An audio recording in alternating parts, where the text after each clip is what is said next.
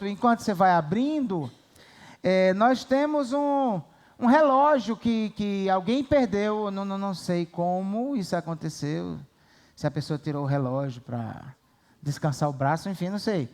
Sei que pedem que se alguém encontrar um relógio, entregue lá na recepção, para que possa ser encaminhado para o proprietário, tá?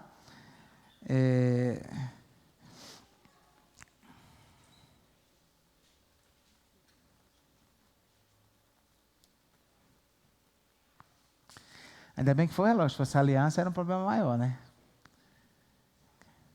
Aí a pessoa chega e dizer, cadê a aliança? Não, perdi no culto. Seria um tanto quanto difícil de administrar essa situação, né?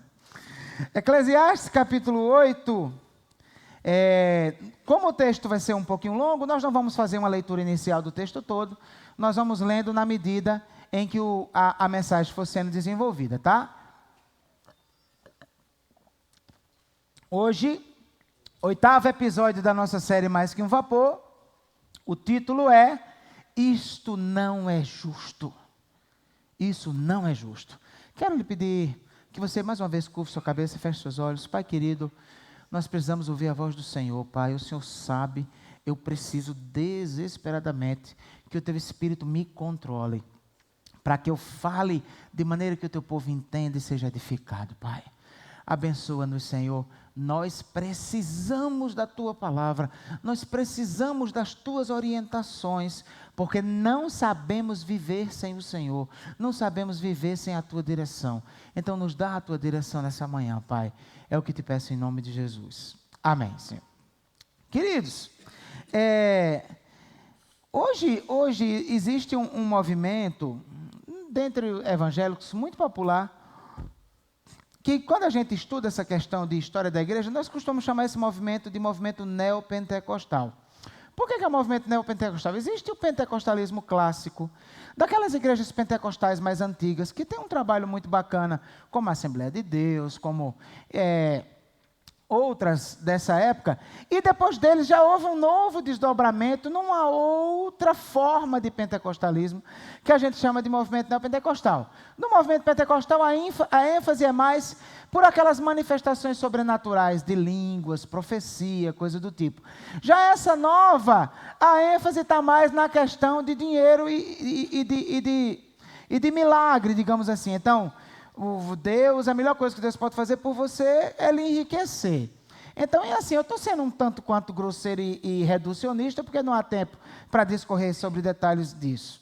Mas eu comecei a mensagem falando sobre isso, porque na verdade eu quero começar com um dos princípios que são fundamentais nesse movimento, que eles creem nisso, e isso é base praticamente de toda a sua teologia. É a chamada lei da semeadura. Você já ouviu falar nisso? O que diz a lei da semeadura? Segundo eles, é assim: tudo que você planta, você colhe.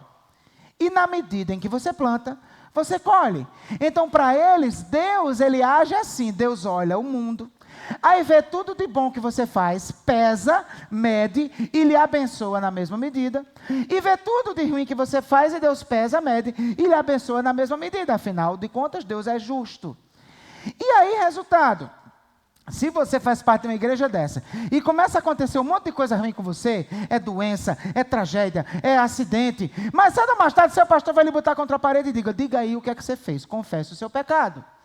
Porque na mentalidade deles, se tanta coisa ruim está acontecendo, é porque você anda aprontando, e como Deus é justo, Deus não vai dar coisa ruim para gente boa, nem vai dar coisa boa para gente ruim. Queridos, você nem precisa ser teólogo, basta você viver e observar a vida para perceber que isso é uma grande palhaçada, que essa lei da semeadura não existe, tá? Na vida real, várias vezes você planta o bem e colhe o mal, e muitas vezes também você planta o mal e colhe o bem, quando Deus derrama graça sobre você, apesar das coisas que você apronta. É ou não é? Então, na vida real, as coisas não são assim. E Salomão estava fazendo o que em Eclesiastes, se não investigando a vida real? Salomão não era pastor da igreja neopentecostal. Isso fica muito claro, porque nesse capítulo que nós vamos ler, ele deixa muito claro para mim e para você: a vida é injusta. O mundo é injusto. E quem vive nesse mundo precisa da sabedoria de Deus para aguentar o tranco. Essa é a vida real, nua e crua. E é isso que Salomão ensina para mim e para você. E é isso que eu convido a você a abrir o seu coração, abrir os seus olhos e os seus ouvidos nessa noite. Porque se a gente entrar numa ilusão de que nosso relacionamento com Deus vai fazer com que tudo fique bem retinho e justinho, a gente vai sofrer muito e vai se deprimir muito. Porque isso não corresponde à vida real. Amém? Está interessado em aprender sobre isso nessa manhã? Então vamos lá, o que é que nós vamos aprender nessa manhã? Que nesta vida cheia de injustiças, o melhor a fazer é, em primeiro lugar, ser sábio diante das autoridades. Olha só, ele está falando de injustiça, tem tudo a ver uma coisa com a outra, porque autoridades meio que têm poder para aplicar a justiça ou não. Vamos dar uma olhada no que é que ele diz para nós. Começando nos versos do 1 ao 4. Quem é como sábio? Quem sabe interpretar as coisas? A sabedoria de um homem alcança o favor do rei e muda o seu semblante carregado. Este é o meu conselho. Obedeça às ordens do rei, porque você fez um juramento diante de Deus. Não se apresse em deixar a presença do rei, nem se levante em favor de uma causa errada, visto que o rei faz o que bem entende, pois a palavra do rei é soberana e ninguém lhe pode perguntar o que estás fazendo. Queridos, quando a gente pensa na injustiça do mundo, na injustiça da vida, uma das coisas que a gente vai ver logo de cara que é difícil é lidar com estruturas de poder. Lidar com autoridades. Justamente porque está cheio de autoridade injusta em posições de autoridade. E aí, resultado, você imagina isso no contexto em que Salomão escreve, que era o contexto das monarquias antigas, em que uma única pessoa tinha nele o poder executivo, o poder legislativo e o poder judiciário. Imagina o que é um ser humano ter todo esse poder. Então, não é fácil você lidar com essa situação, mas nós precisamos ter sabedoria para encarar isso e para lidar com isso. E aí ele nos dá alguns conselhos do que nós devemos fazer. Em primeiro lugar, ele vai dizer: obedeça às autoridades, mas não por causa de quem as autoridades são, mas por causa do seu compromisso com Deus. Perceba que ele menciona um juramento. Me parece que na antiguidade havia algum tipo de juramento que os súditos faziam diante de Deus, de que seriam fiéis ao seu rei, de que honrariam ao seu rei. E aí Salomão puxa isso e diz: olha, você tem um compromisso diante de Deus de respeitar as suas autoridades, de respeitar o seu rei. Segunda coisa, ele vai dizer, além de obedecer, não desrespeite. Ele diz, não se apresse em deixar a presença do rei. Seria uma grande ofensa você estar na sala do trono, de repente o rei diz uma coisa, você se desagrada do que o rei diz, e você simplesmente vira as costas e sai. Ele diz, não é sábio fazer isso. Presta atenção. E a outra coisa que ele vai dizer para nós é, não insista numa causa errada. Ou seja, não vai fazer besteira. Por quê? Porque quer a autoridade seja boa, seja mal, ela tem o poder de prejudicar sua vida. Ela tem o poder de tomar decisões que afetam a sua vida. Aí nos versos do 5 ao 8, ele continua dizendo assim, fazendo de forma poética, ele vai dizer, quem obedece às suas ordens não sofrerá mal algum, pois o coração sábio saberá a hora e a maneira certa de agir, porquanto há uma hora e também uma maneira certa de agir para cada situação. O sofrimento de um homem, no entanto, pesa muito sobre ele, visto que ninguém conhece o futuro, quem lhe poderá dizer o que vai acontecer?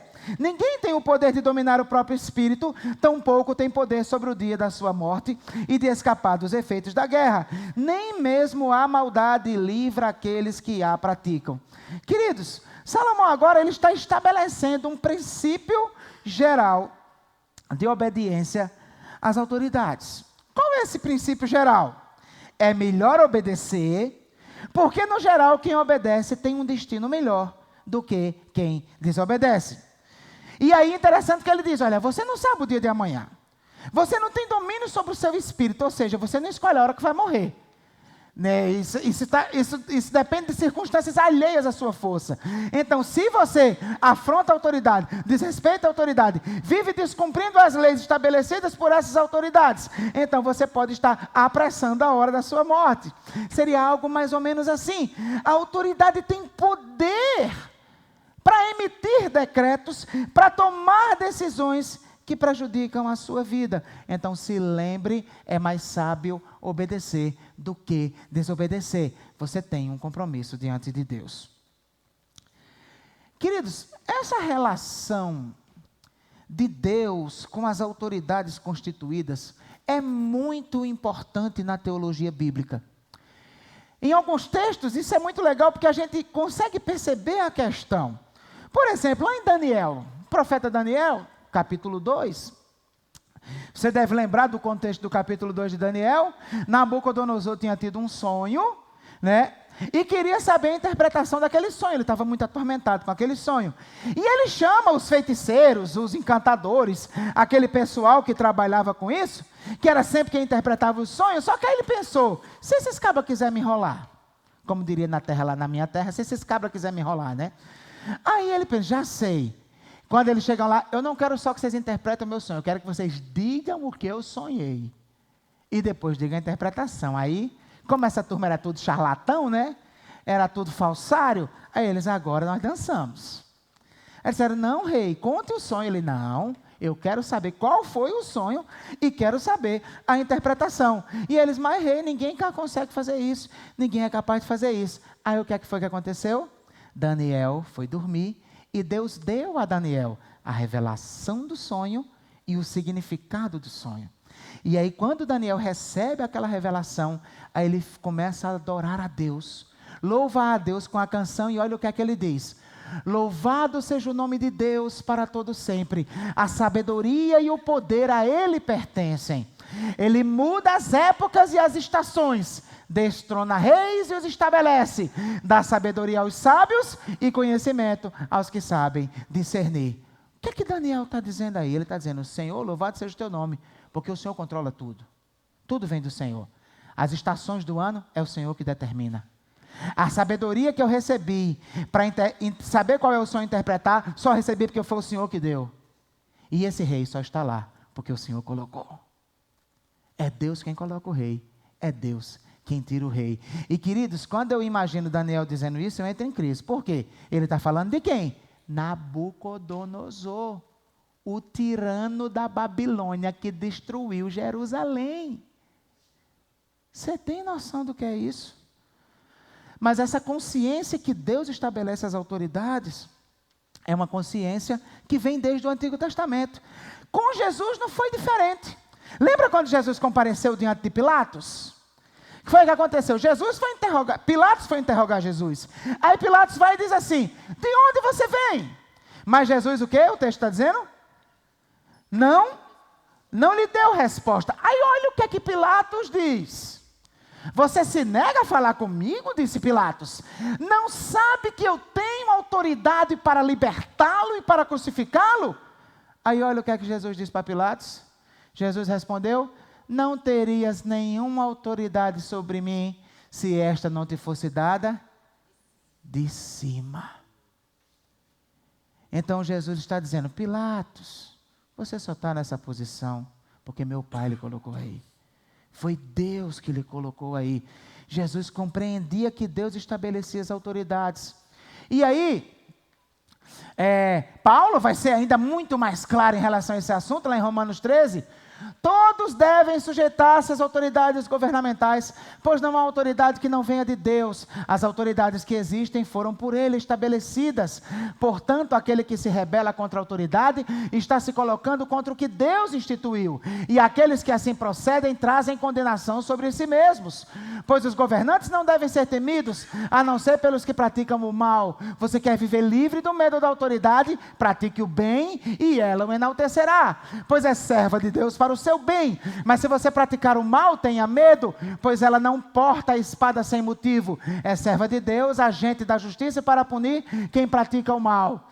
Portanto, é necessário que sejamos submissos às autoridades, não apenas por causa da possibilidade de uma punição, mas também por questão de... Olha o que aqui Paulo diz. Em primeiro lugar, se ligue que a autoridade pode lhe prejudicar. Em segundo lugar, tenha consciência. Deus colocou ele ali. Queridos, quem tem o temor do Senhor, entende que apesar dos pesares, apesar desse mundo injusto, apesar dessa injustiça partir muitas vezes das autoridades, tem que ter muito cuidado para que não as desrespeite. É preciso haver respeito. É preciso haver reconhecimento de que Deus colocou naquela posição. Alguém que tem o temor do Senhor, não vai para um estádio de futebol e não fica gritando, ei Dilma, vai para aquele canto, como aconteceu na época da presidente Dilma. Quem tem o temor do Senhor, não fica colocando impropérios nas redes sociais para o presidente do Brasil, chamando ele de bolso, fazendo alusão a um palhaço, quando na verdade o que você precisa fazer? Precisa criticar os erros, precisa colocar suas posições, mas precisa reconhecer que aquela pessoa que está ali porque Deus colocou. É Deus quem põe, é Deus quem tira. Agora, alguém poderia perguntar assim, pastor, então quer dizer que eu não vou fazer nada? Não, pera lá. Quando as autoridades entram em xeque, confrontam a autoridade do próprio Deus, você não somente pode, como deve se opor às autoridades. Você lembra lá em Atos capítulo 4? O que é que o Sinédrio disse para Pedro e João? O Sinédrio era o STF da comunidade de Israel. E aí o que foi que eles disseram? Emitiram um decreto oficial, vocês estão proibidos de falar no nome de Jesus. O que é que Pedro disse para ele? Meu camarada, você acha que eu vou obedecer a quem? A Deus ou a vocês? Você está entendendo? Então o que é que acontece? Nós precisamos ter o nosso compromisso com Deus acima das nossas preferências políticas. Nós precisamos defender nossas posições, aquilo que nós acreditamos do ponto de vista de político e ideológico, mas sem quebrar o compromisso que temos com Deus de respeitar as nossas autoridades, de obedecer os magistrados que Deus constitui. Então, queridos, o princípio geral que Deus quer te ensinar hoje é, quando você se deparar com a autoridade constituída, respeite e obedeça. Se precisar comparecer diante de um juiz, de um promotor, de um delegado, respeite, porte-se com respeito, chame de doutor, cumpra as determinações legais. Se você for parado por uma blitz, se policiais quiserem lhe revistar, abra as pernas e deixe revistar, amigo. Está fazendo o trabalho dele. Você não tem que confrontar a autoridade. Não tem que desrespeitar. Se encher de arrogância para querer humilhar. Um crente não faz isso. Quem tem o temor do Senhor não faz isso. Se cometer uma infração de trânsito e um agente de trânsito vier lhe multar, sabe o que é que você faz? Receba a multa, camarada. Fez besteira. Aceite as consequências dos seus atos. E não vai comprar briga com o agente da lei. Com aquele que Deus constituiu autoridade. Queridos, o nosso impulso impetuoso, o impulso do nosso coração é para fazer confusão, é para confrontar. Mas a sabedoria de Deus nessa manhã nos diz, não faça isso. Nesse mundo injusto, uma coisa que você deve fazer, obedeça às autoridades, respeite as autoridades, senão suas consequências podem ser bem piores. Amém? Então, nessa vida cheia de injustiças, o melhor a fazer é ser sábio diante das autoridades. Segunda coisa, nessa vida cheia de injustiças, o melhor a fazer é... clique. desconfiar da balança da justiça. Repita comigo, por favor. Vamos dizer os dois. Nessa vida cheia de injustiças, o melhor a fazer é o quê? Primeiro? Ser sábio diante das autoridades. Segundo? Desconfiar da balança da justiça. Versos 9 e 10, olha o que o texto vai dizer. Tudo isso vi quando me pus a refletir em tudo que se faz debaixo do sol. Há ocasiões em que um homem domina sobre outros para a sua própria infelicidade. Nessas ocasiões vi ímpios serem sepultados e gente indo e vindo no lugar onde eles foram enterrados. Todavia os que haviam praticado bem foram esquecidos na cidade. Isso também não faz sentido. Preste atenção. Ele acabou de estabelecer um princípio geral lá em cima, não foi? Qual foi o princípio geral? No geral, quem obedece à autoridade se dá bem, quem desobedece à autoridade se dá mal. Não foi esse princípio? É melhor fazer o que é certo, cumprir as leis estabelecidas pelas autoridades, do que fazer o que é errado. É melhor fazer o que é certo para se dar bem, não faça o que é errado para se dar mal. Só que o que acontece? Agora ele resolve aprofundar mais a sua visão. E para isso ele prepara o nosso coração para uma verdade que é sempre levantada em Eclesiastes. Que verdade é essa? As coisas nem sempre obedecem ao princípio geral. E aí ele vai e já levanta duas questões. Primeira questão, ele diz: tem gente que domina os outros para ele mesmo sofrer. E isso meio que quebra a lógica, não quebra não? Porque a lógica é, se eu sou um dominador, um rei poderoso, e tem pessoas dominadas, o certo era que é para eu ser mais feliz, porque eu sou mais rico, porque todo mundo está me servindo, e os outros é que eram para ser menos felizes, não é? Mas ele diz, não, tá, às vezes isso não acontece, às vezes o rei é quem sofre mais do que os outros. Primeira coisa. Então, nem sempre as coisas são como se espera que seja.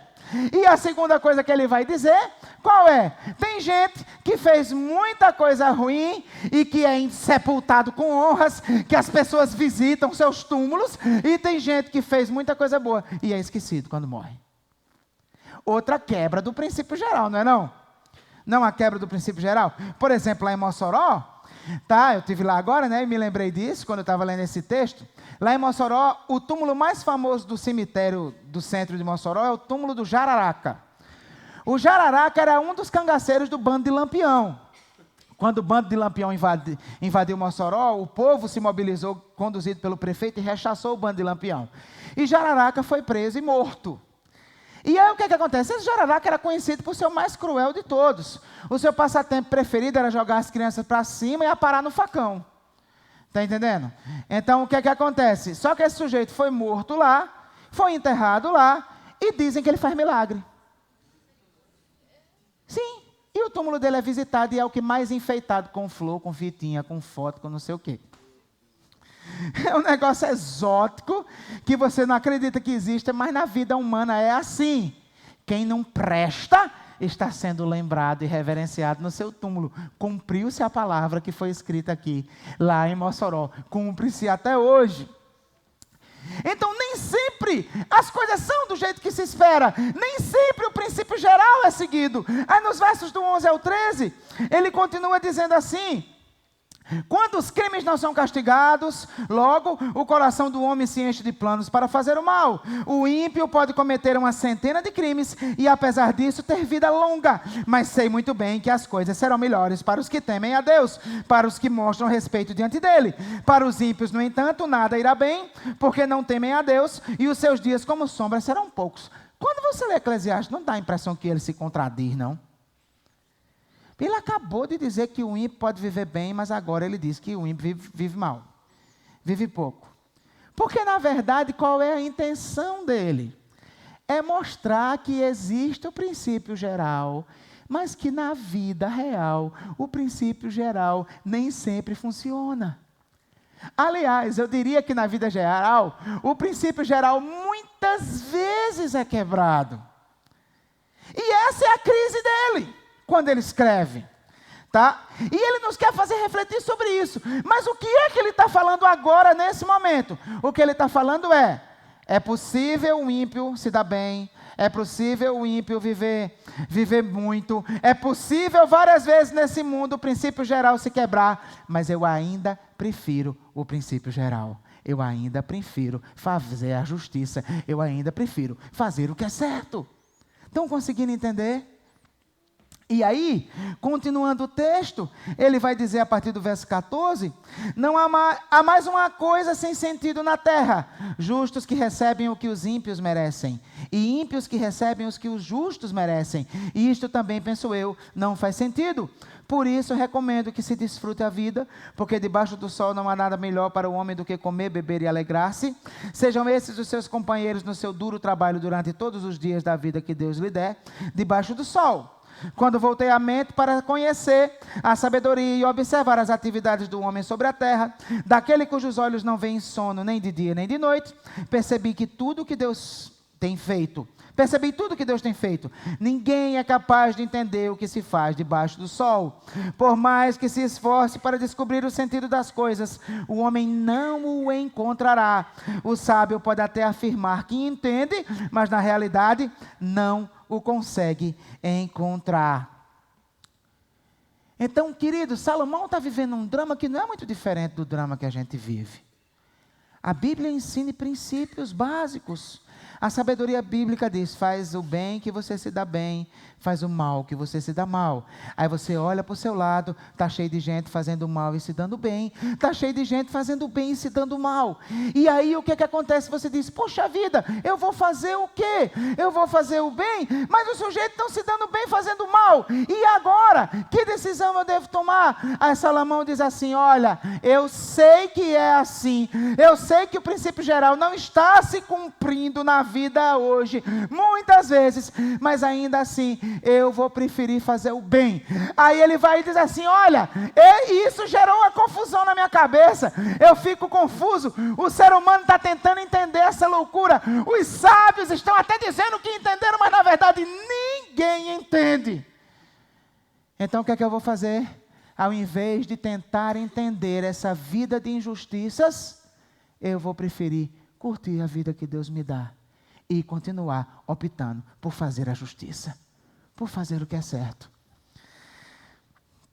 Queridos, eu cresci ouvindo algumas coisas, alguns ditados populares. E quando você escuta muito uma coisa quando é criança, você termina acreditando naquilo, né? E aquilo põe você em crise quando você começa a perceber que não é bem assim. Por exemplo, uma coisa que eu ouvia muito quando eu era criança, aqui se faz, aqui se paga. Você já ouviu esse ditado? Aqui se faz, aqui se paga, não é verdade? É não, amigo. Então tem muita gente fazendo e não pagando. E o tempo passa e ficando impune. É ou não é? Outro ditado que eu escutava muito, quem planta, colhe. Quem planta, colhe, não é? É coisa nenhuma. Às vezes você colhe o que não planta, às vezes você planta e não colhe. Outro ditado que eu ouvia muito, quem com ferro fere, com ferro será ferido. Né? Tem gente que fere com ferro e é ferido com papel. Tem gente que fere com papel e é ferido com ferro. Tem gente que fere com ferro e não é ferido de jeito nenhum. Sai ileso, fica impune. E é justamente a falta dessa balança da justiça equilibrada nessa vida que põe muita gente em crise. Inclusive, muitos crentes em crise. Quantas vezes eu vejo um crente olhando assim, vai fazer uma coisa e ele imagina, poxa vida, será que vai dar errado? Ai meu Deus do céu, não é possível. Não, Deus é justo, Ele não vai deixar que isso aconteça. Não é? Aí a pessoa vai lá no hospital pegar o resultado do exame e aconteceu exatamente o que ele não esperava. E a pessoa vai lá encontrar a resposta é exatamente diferente do que ele esperava. E aí a questão é, Deus é justo. Por que o mundo está tão injusto assim?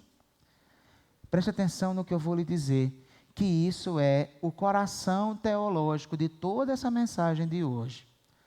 Deus é justo, mas o mundo não. A justiça de Deus ainda não foi derramada plenamente sobre a terra. Por isso que quando você lê o Antigo Testamento, vê as profecias em relação à chegada do reino, você vê um tempo de justiça, um tempo de alegria, um tempo de paz, que ainda não tinha chegado. É ou não é? E os profetas mandando o povo olhar para frente. Creia, vai chegar o tempo de justiça, vai chegar o tempo de alegria, vai chegar o tempo de paz. E aí Jesus chegou ao mundo. E aí, quem creu que Jesus era o Messias, pensou que aquele tempo seria inaugurado imediatamente. Até João Batista entrou em crise e mandou perguntar a ele, será que é? Pergunta a ele se é ele mesmo ou só tem que esperar outro? Porque a justiça, a paz e a alegria do reino não tinham chegado plenamente na terra. Qual é a grande questão? Com a chegada de Jesus, ele inaugura o reino. Mas o reino com todo o seu poder só vai chegar na sua segunda vinda. Foi isso que ele ensinou. Então, meu querido, minha querida, prepare o seu coração para viver nessa vida. Porque Deus é justo, mas essa vida não. Essa vida é injusta. Pessoas más se dão bem, muitas vezes. Pessoas boas se dão mal, muitas vezes. E essas coisas vão acontecendo das mais diversas formas. E você precisa aprender a lidar com isso. A balança da justiça ainda não chegou. A balança da justiça de Deus só vai chegar quando Jesus voltar e sentar-se no seu trono para julgar o mundo. Então o que acontece? Deixa eu lhe dizer, se prepare, porque sofrimento, raiva, decepção, tristeza, lágrimas vão ser suas companheiras até o dia da sua morte.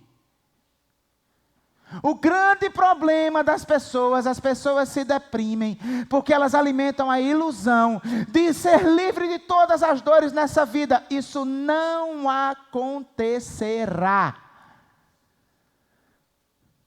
Quer viver, se prepare para sofrer.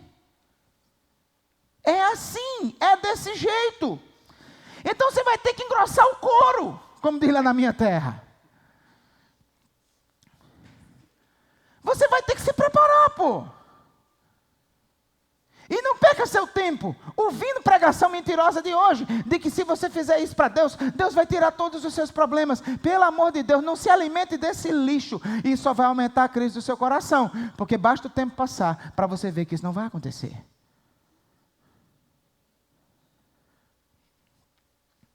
Agora, em meio ao drama dessa notícia ruim, existe uma notícia boa. Qual é a notícia boa? Você vai passar por tudo isso, mas você não vai passar sozinho. O Senhor vai estar ao seu lado. Jesus está ao seu lado. E Ele não tira você dessas coisas. Ele passa por todas essas coisas com você. E lhe dá força. E lhe ajuda. E lhe fortalece. E você passa e prevalece quando está com Ele ao seu lado. Então levanta a cabeça, engrossa o couro e encara a vida como ela é. Siga em frente, Deus está contigo. Então, nessa vida cheia de injustiças, o melhor fazer é ser sábio diante das autoridades, desconfiar da balança da justiça e, por último, desfrutar do que Deus permite. Vamos dizer os três, por favor? Nessa vida cheia de injustiças, o melhor a fazer é ser sábio diante das autoridades. 2. Desconfiar da balança da justiça. E por último? Desfrutar do que Deus permite. Versos do 1 ao 6 do capítulo 9. Olha o que o texto vai dizer. Refleti nisso tudo e cheguei à conclusão de que os justos e os sábios e aquilo que eles fazem estão nas mãos de Deus. E o que os espera, seja amor ou ódio, ninguém sabe. Todos partilham um destino comum, o justo e o ímpio, o bom e o mau, o puro e o impuro, o que oferece sacrifícios e o que não os oferece. O que acontece com o homem bom, acontece com o pecador. O que acontece com quem faz juramentos, acontece com quem teme fazê-los. Este é o mal que há em tudo que acontece debaixo do sol. O destino de todos é o mesmo. O coração dos homens, além do mais, está cheio de maldade e de loucura durante toda a vida. E por isso eles se juntarão a quem? Aos mortos. Quem está entre os vivos tem esperança. Até um cachorro vivo é melhor do que um leão morto, pois os vivos sabem que morrerão, mas os mortos nada sabem.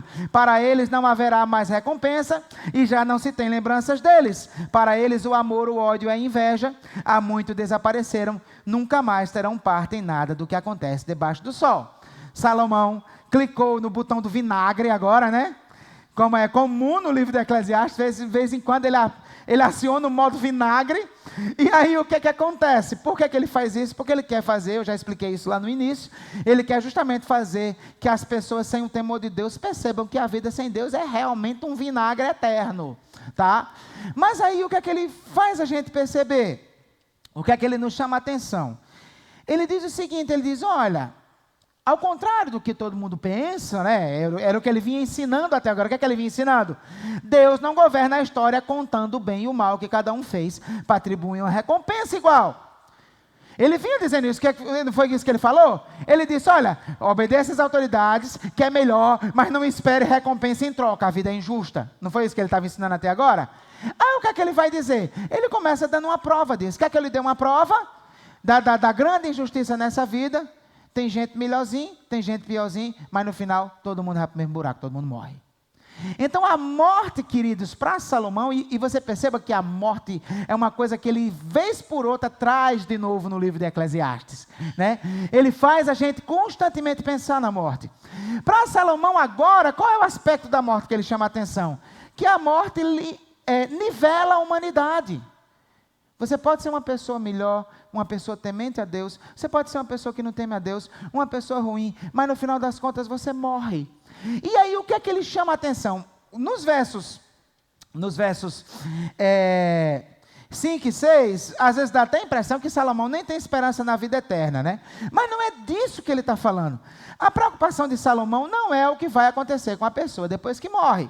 Quando ele diz, pois os vivos sabem que morrerão, mas os mortos nada sabem, para eles não haverá mais recompensa e já não tem lembrança deles. Para eles o amor, o ódio e a inveja muito desaparecerão, nunca mais terão parte em nada do que acontece debaixo do sol. Salomão não está preocupado com o destino eterno de quem morreu. A questão de Salomão aqui especificamente é, quem morreu não participa mais da vida aqui. Não desfruta mais das coisas que a vida tem aqui. Então por isso que é melhor um cachorro vivo do que um leão morto, você está entendendo? Porque uma vez que ele entende, ele está naquela perspectiva de você aproveitar as coisas boas que Deus lhe dá nessa vida, ele já mencionou isso no final do capítulo, e vai falar sobre isso nos versos seguintes. Então o que acontece? Quem morre não aproveita mais. É disso que ele está falando, tá? E a gente precisa lembrar que a Bíblia gosta mais da vida do que da morte, tá? Então a Bíblia gosta mais da vida do que da morte, inteira, toda a teologia bíblica. Então o que acontece? O que ele quer dizer aqui, qual é? Ele está dizendo, gente, quer prova maior de que essa vida é injusta do que o fato de que todo mundo vai morrer? Todo mundo vai para o mesmo buraco. Não tem um buraco melhor para o justo e um buraco pior para o ímpio. É todo mundo o mesmo buraco. E todo mundo deixa de desfrutar das coisas boas dessa vida. Ele não está pensando no que vem depois da morte. Ele está pensando na vida. Tá? Aí, ele continua o texto, nos versos do 7 ao 10, dizendo assim, portanto vá, coma com prazer a sua comida, e beba o seu vinho de coração alegre, pois Deus já se agradou do que você faz. Esteja sempre vestido com roupas de festa, e unja sempre a sua cabeça com óleo. Desfrute a vida com a mulher a quem você ama, todos os dias dessa vida sem sentido que Deus dá a você debaixo do sol, todos os seus dias sem sentido, pois essa é a sua recompensa na vida pelo seu árduo trabalho debaixo do sol. O que as suas mãos tiverem que fazer, que o façam com toda a sua força, pois na sepultura para onde você vai, não há atividade nem planejamento, não há conhecimento nem sabedoria. Percebi ainda outra coisa debaixo do sol. Os velozes nem sempre vencem a corrida, os fortes nem sempre triunfam na guerra, os sábios nem sempre têm comida, os prudentes nem sempre são ricos, os instruídos nem sempre têm prestígio, pois o tempo e o acaso afetam a todos. Além do mais, ninguém sabe quando virá a sua hora. Assim como os peixes são apanhados numa rede fatal, e os pássaros são pegos numa armadilha, também os homens são enredados pelos tempos de desgraça que caem inesperadamente sobre eles. Queridos, diante da dura realidade da morte, o fato de a morte vir sobre todos nessa vida injusta, o que é que se pode fazer? É isso que ele está pensando. Ele não está pensando no que vem depois da morte, ele está pensando, olha, já que vamos morrer, o que é que a gente precisa fazer? O que é que a gente precisa entender? Até porque você pode morrer a qualquer hora. É de repente, é inesperado. Você não controla isso. Aí, o que é que ele diz para a gente fazer? Em primeiro lugar, aproveitar a vida sem culpa, entendendo que cada coisa boa que Deus nos dá, enquanto estamos vivos, é uma recompensa dele. E que ele se agrada quando desfrutamos bem do que ele nos dá. E a segunda coisa, viver a vida com excelência. Pois tudo o que Deus nos deu como missão para realizar nessa vida, foi para realizar enquanto estivermos vivos. Ok? Então Deus fez de você o quê? Lhe deu capacidades, lhe deu habilidades, lhe deu condições de cumprir uma missão nessa terra. O que é que ele faz? Faz isso bem feito, porque depois que morrer, para que vai servir? Olha, eu preciso te dar uma notícia desagradável, mais uma, né? Você vai morrer. Você vai morrer. Alguns vão mais cedo, outros mais tarde. Tomara que você vá bem mais tarde, em nome de Jesus. Amém? Mas a não ser que Jesus volte antes, meu amigo, um dia você vai morrer. Vão velar você. Algumas pessoas vão chorar por você. Vão sepultar você. E o seu corpo vai apodrecer.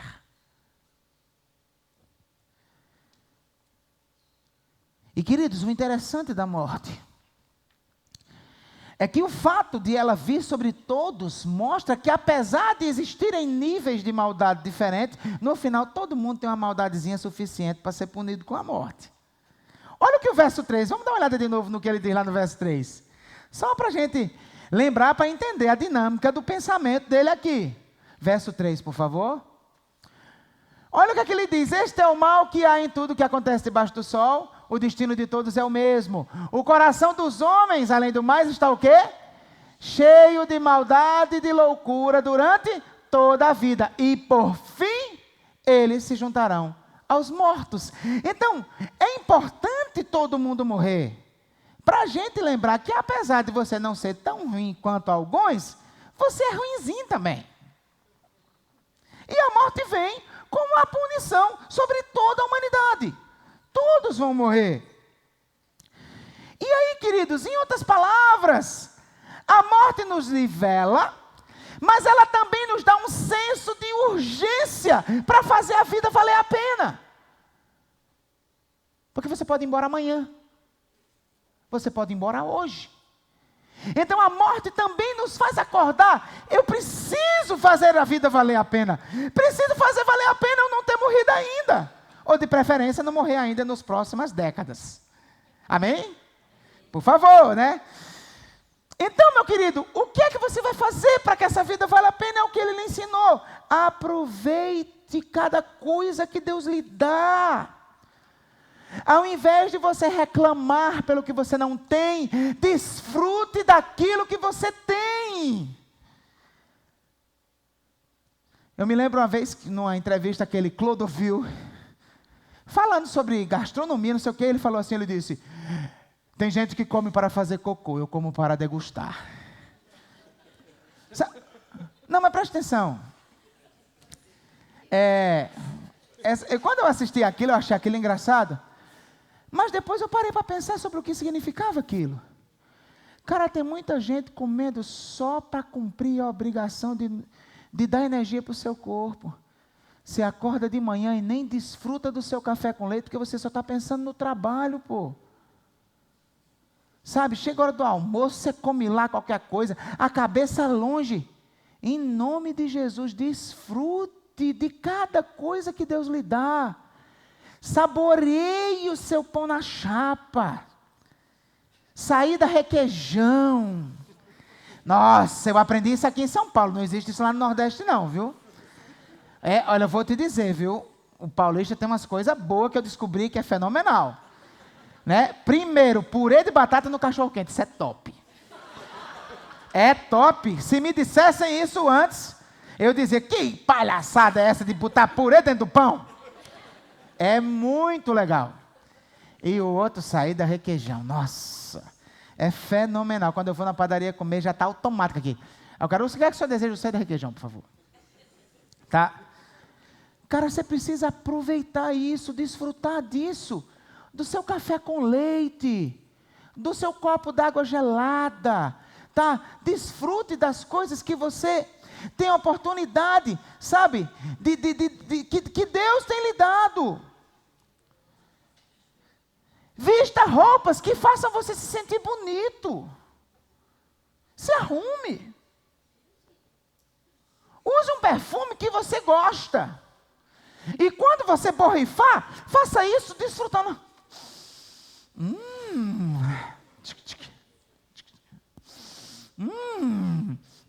Toda vez, porque lá em casa é o seguinte, é perfume francês para o domingo e da Natura para a semana, né? Aí todo domingo, quando Débora usa o perfume francês, eu digo, traz o cangote para cá. Sabe, desfrute disso. Vista uma roupa que você gosta, arrume seu cabelo, põe um batom, goste de você, cara. Você precisa, é o que ele diz, unja sua cabeça com óleo. Sabe o que é esse óleo? Se ajeitar para ficar bonito. Você imagina, né, com a precariedade cosmética do tempo de Salomão, a pessoa se ajeitava botando azeite de oliva na cabeça. Mas naquela época era o chique. Você está entendendo? Para você ficar bonito, com a pele viçosa, né? Sabe, se arrume, se ache bonito. Tenha alegria na intimidade sexual do seu casamento. Desfrute disso com alegria. Ele está falando isso aqui também. Tá? Deus tem te dado coisas boas nessa vida. E Ele tem lhe dado para que você honre a Ele com essas coisas. E sabe como é que você honra a Ele? Desfrutando e dizendo, obrigado, Senhor. Manda mais, papai, que eu recebo. Ao invés de tentar compreender as injustiças dessa vida, desfrute dela. Está entendendo? Não fique focando nas coisas ruins que lhe acontecem. Agradeça pelas coisas boas que você tem. E outra coisa importante no texto, eu quero reler o verso 10 agora. Tá? Nós já estamos encerrando, tá bom? Aguenta um pouquinho aí. Olha o que ele diz. O que as suas mãos tiverem que fazer é que o façam com toda a sua força, pois na sepultura para onde você vai, não há atividade nem planejamento, e não há conhecimento nem sabedoria. Qual outra coisa que ele diz? Vai fazer um negócio? Faça bem feito. Vai viver? Vive direito. Está entendendo? Faça valer a pena. Porque o que Deus lhe dá capacidade para fazer nessa vida, é para você fazer nessa vida, e não para fazer depois que morre. Então o resultado, Deus lhe deu uma profissão, seja bom no que você faz. Pesquise, se capacite. Você está estudando, você precisa ser bom na escola, cara. Não encare a sua escola como um fardo. Não encare as provas como um fardo, as leituras como um fardo. Encare isso como uma dádiva de Deus. Deus está ali permitindo fazer isso. Aí o que é que você faz? Faz com excelência como culto a Ele. Lê bem. Se prepara bem para as provas. Procura assimilar o máximo. Preste atenção nas aulas. Porque, queridos, deixa eu dizer uma coisa a vocês. Quando a gente é adolescente, é difícil entender isso. Está entendendo? Mas a vida não pode ser definida simplesmente pelos seus momentos de prazer. Pelos seus momentos de satisfação. Muitos momentos de prazer e de satisfação são resultado de investimentos árduos. Às vezes você consegue ter momento de prazer de graça, porque Deus é bom e gracioso, amém? Mas outras coisas Deus lhe dá, porque primeiro lhe capacitou para trabalhar e conquistar. É ou não é? É assim que Deus faz. Então, se você não encarar a sua escola a sério agora, não levar isso a sério agora, vai ser difícil você desfrutar disso mais na frente. Então, não fique focado só nas alegrias. Também tenha prazer nas responsabilidades. Tá? Faça como culto para Deus. O que você tiver que fazer, faça bem feito. Faça isso nos estudos, faça isso no trabalho, no seu ministério da igreja. Faça com excelência. Arrume sua cama. Arrume seu quarto.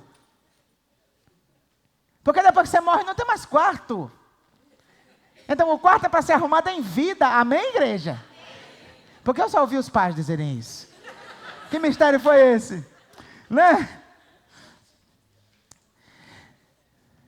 Deus é excelente e requer que vivamos com excelência.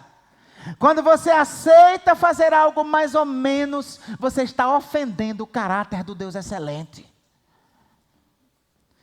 Então, queridos, encerrando, fazendo um resumo do que a gente viu aqui nesse textão, Deus é justo, mas a vida ainda está cheia de injustiças. Aprendeu isso hoje, não aprendeu? E aí o que é que você deve fazer então?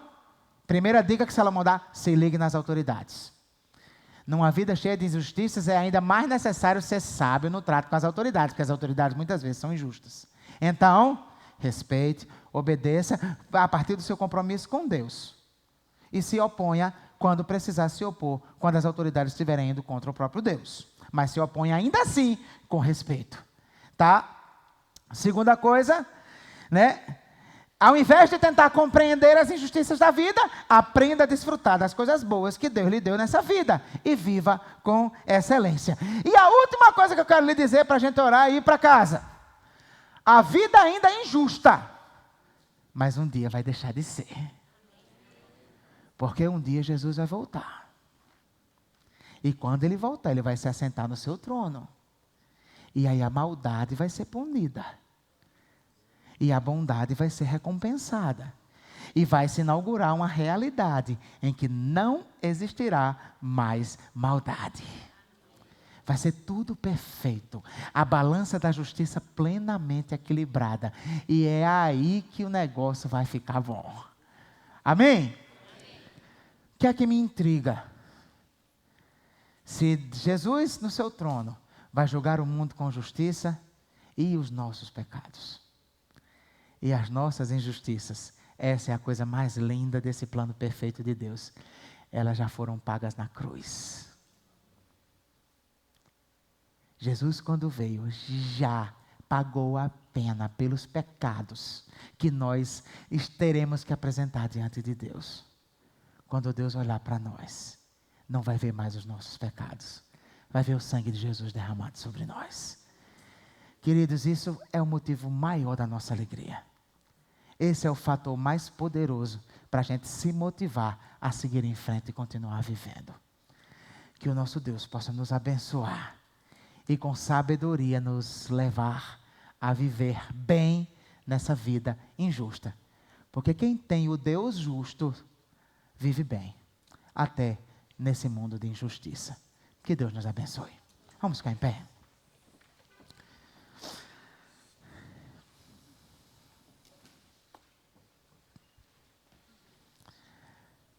Paizinho querido, em nome de Jesus, muito obrigado, Senhor, por essa manhã, o teu povo aqui reunido. Obrigado, Pai, por tua palavra. Pai, nos ensina, nos capacita a vivê-la. Que o teu Espírito em nós realize uma obra de transformação tremenda, a ponto, Pai, de nos ensinar uma boa vida, uma vida feliz, apesar desse mundo tão difícil, Pai. O livro de Eclesiastes tem nos dado conselhos, tem nos dado orientações. Cabe a nós, na dependência do teu Espírito, cumprir essas orientações, Pai, e desfrutar do que o Senhor tem para nós nessa vida. Nos abençoa, Pai, derrama da tua graça sobre nós. Nos dá uma semana de bênção, uma semana de reflexão, de crescimento. Uma semana na tua presença acima de qualquer outra coisa. E que o amor de Deus, o nosso Pai, a graça do nosso Senhor e Salvador Jesus, a comunhão, as consolações, as orientações e o poder do Espírito Santo de Deus esteja sobre vós e sobre todo o povo de Deus espalhado na face da terra, agora e para todo sempre. Amém. Dê um abraço a quem está do seu lado. Desejo uma boa semana. Desejo que Deus abençoe essa vida. Que Deus abençoe a família dessa pessoa em nome de Jesus.